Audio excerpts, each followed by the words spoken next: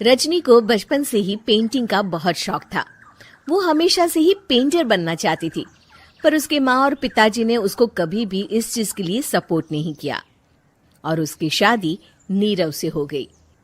नीरव रजनी को बहुत प्यार करता था, पर रजनी हमेशा चुपचाप ही रहती। वो इस शादी से खुश नहीं थी। वो ये शादी नहीं करना चाहती थी। उसे तो हमेशा से पेंटर जो बनना था। अपने इस सपने को वो नहीं पूरा कर पाई, इसलिए वो हमेशा उदास रहती थी। रजनी, बहुत ही बढ़िया फिल्म लगी है, कल देखने चले? नहीं जी, कल मुझे बहुत काम है, मैं नहीं जा पाऊंगी।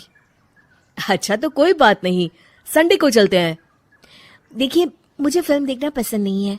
आपको जाना है तो चले जाइए।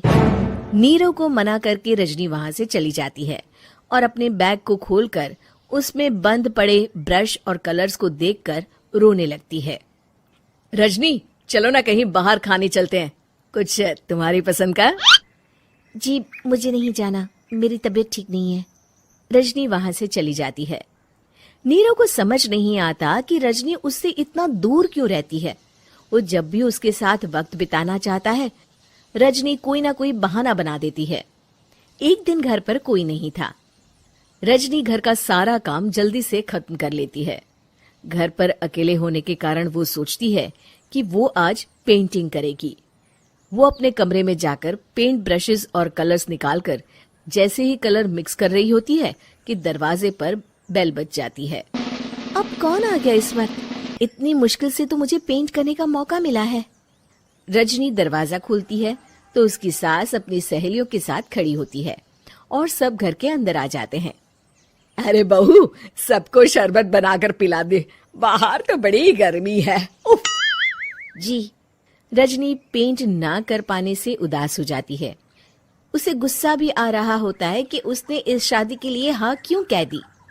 वो रसोई में जा रही होती है कि उसकी सास उसे रोकती है।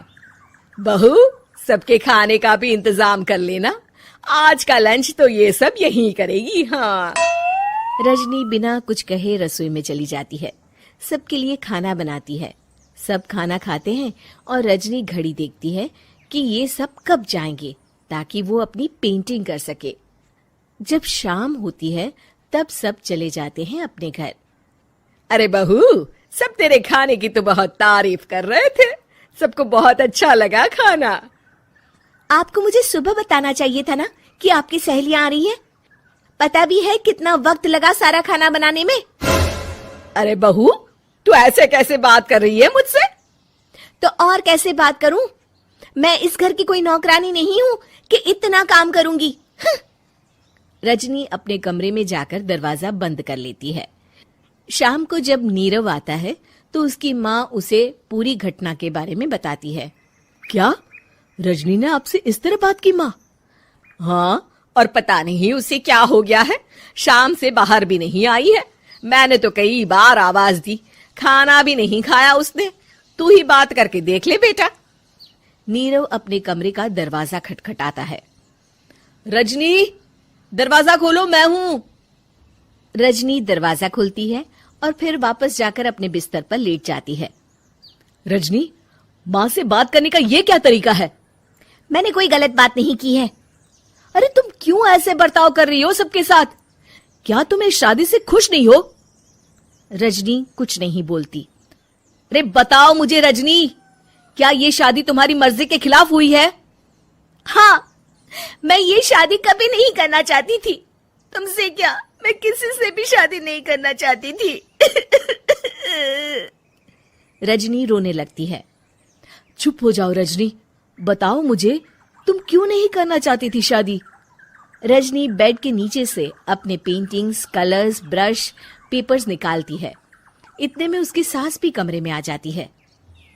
ये देख रहे हो, ये थे मेरे सपने। मैं पेंटर बनना चाहती थी, पर माँ पापा ने कभी सपोर्ट नहीं किया और मेरी शादी करवा दी। मेरे सारे सपने टूट गए। हर वक्त बस गुस्सा आता रहता है मुझे। मैं जानती हूँ कि आप लोगों की इसमें कोई गलती नहीं है, पर मैं क्या करूं, मुझे समझ में नहीं आता।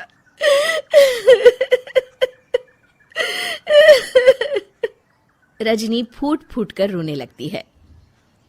मुझे माफ कर दीजिए, आप दोनों के साथ मैं बहुत बुरा बर्ताव कर रही हूँ। अरे रजनी बेटा, चुप हो जाओ तुम। नीरव पानी लेकर आता है। ये लो पानी पियो और शांत हो जाओ। रजनी पानी पीती है और उसकी सास पेंटिंग्स देख रही होती है। अरे नीरव, हमें तो पता ही नहीं था कि हमारी बहू कलाकार है। अरे कितनी अच्छी पेंटिंग्स बनाई है, देखो तो।